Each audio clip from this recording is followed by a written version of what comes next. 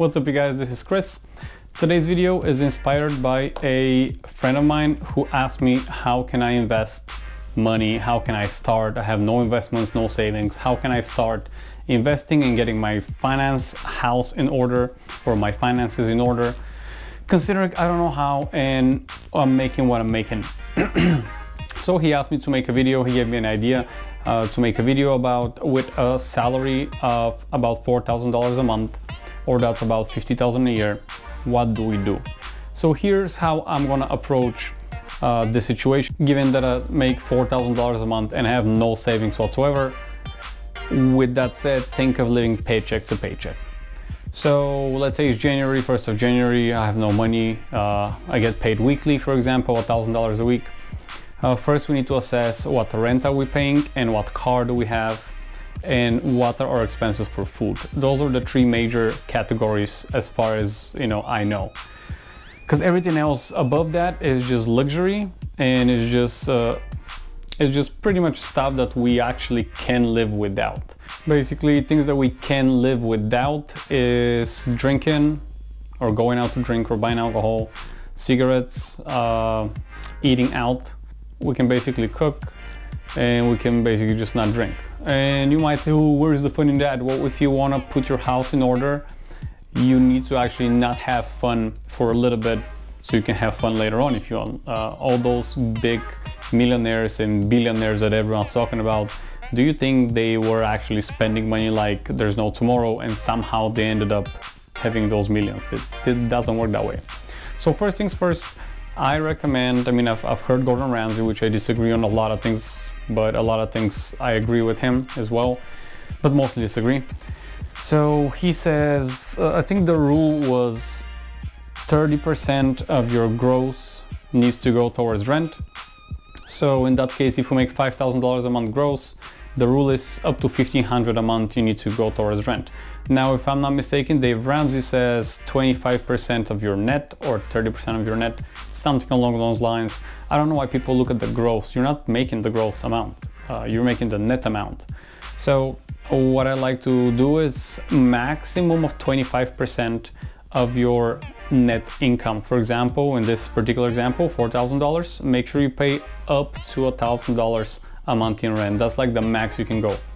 Or get a roommate, like I've talked in other videos, get a roommate, get a 2-bedroom apartment for $1,200 and pay $600 each plus utilities. Maybe it's gonna run you $700, for example. Or get a 3-bedroom house it's the one that I live in right now. It's a 3-bedroom house. I got 2 roommates and I'm actually not paying anything in rent.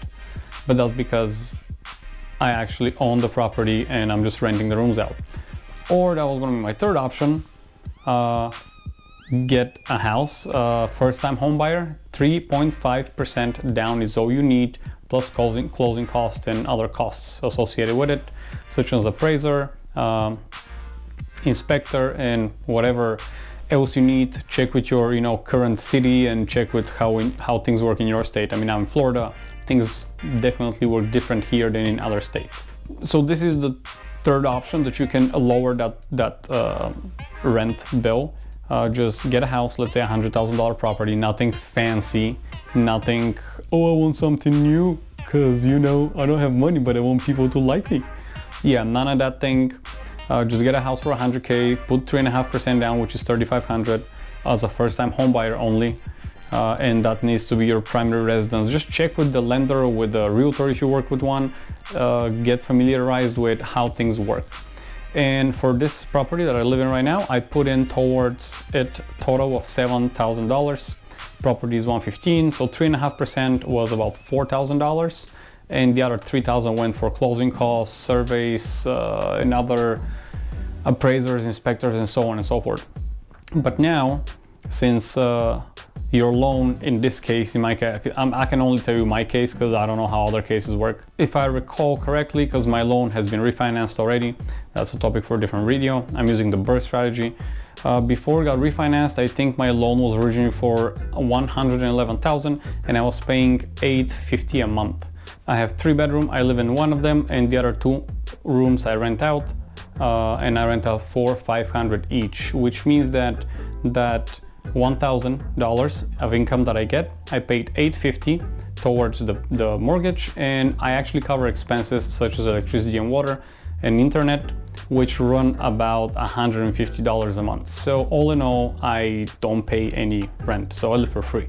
Now, had I had to go and pay rent somewhere, I would have paid for the room I live in, I would have paid around $600 to $650. So basically I'm saving myself $600 or $650.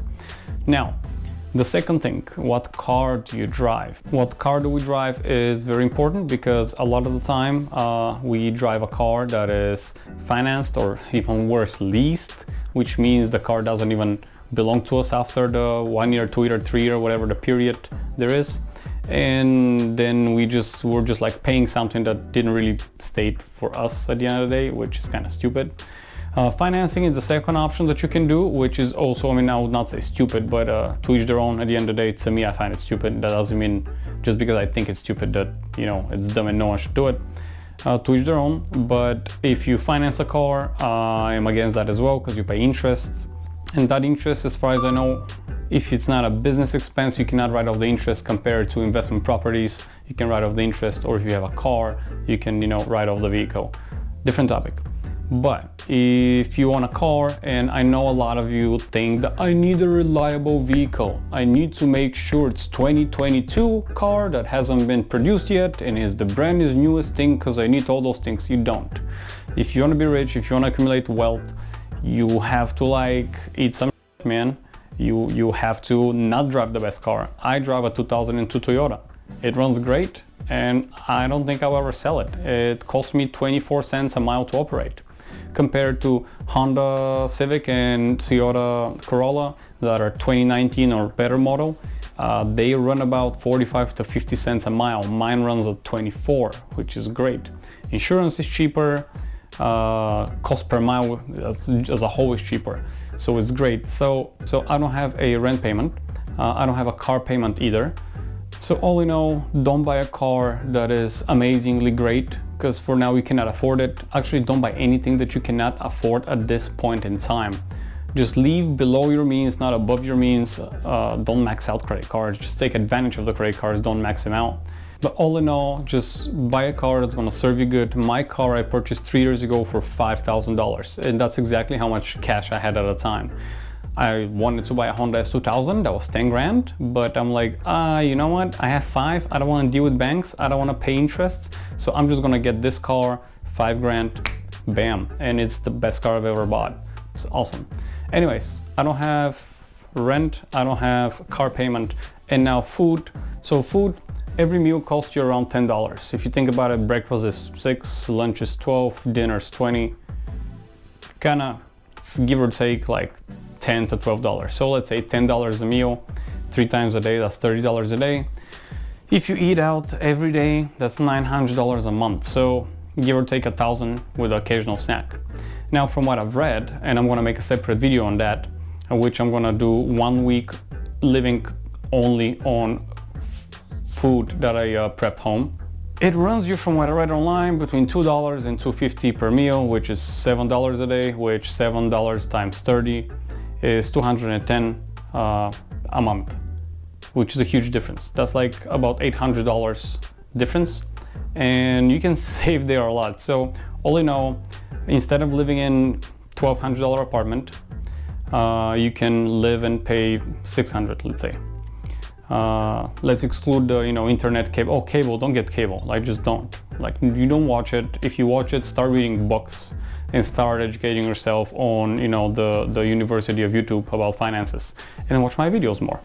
Which, in the meantime, before I forget, just hit the like button so, you know, you can help me grow the channel. If you like the content, of course. If you don't like the content, just don't hit it, you know. So it sounds like self-explanatory. So please, yeah, do subscribe, do hit the like button to support the channel so we can, you know, go with more subs. Anyways, don't get cable. Cable is like 100. I don't even know how much money is cable, because I've never had cable in America. Actually, I did for a while when I had roommates, and I always found it stupid because I watched it 3 times for 1 year, and I'm like, did I just pay like, I don't know, 30 bucks a month to watch it like 3 times for the whole year? It's just stupid. Anyways, get internet. There's a great internet for 50 bucks. It's 100 megabits a second. You can watch all the educational videos you need and start educating yourself towards your financial goals and your financial freedom instead of watching 90 Day Fiancé or whatever else people are watching nowadays. I don't even know.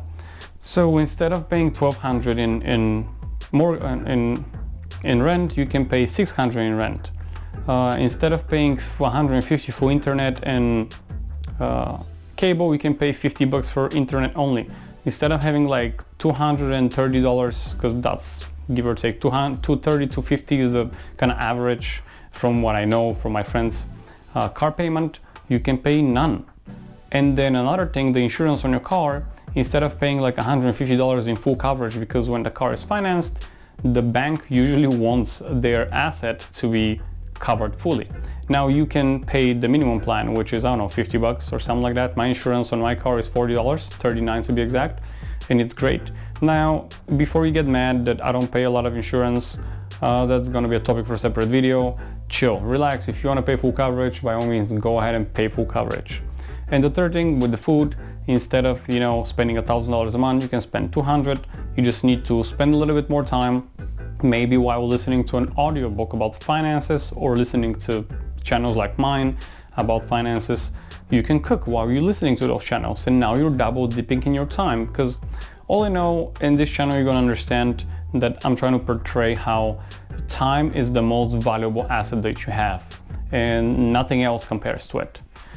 So all in all, if you have a $4,000 salary, get your spendings to the minimum for now, and you can go by and live on about $1,000 a month and save the other $3. But again, you're not gonna go get schnockered with your friends on the bars. You're not gonna eat out and live $150 for tomahawk steak in some restaurants.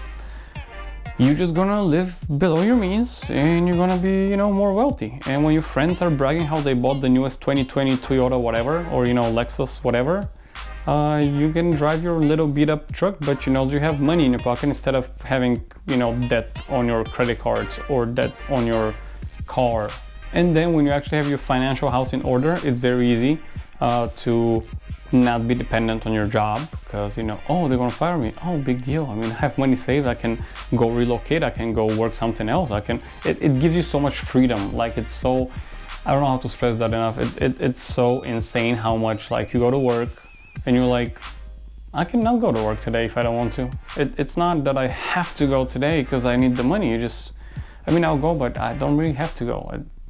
I'm going because I want to, not because I really have to, because I have to pay all that debt. If you break it down like that, $200 for food. If you're renting a house, let's say $600, that's $800 total.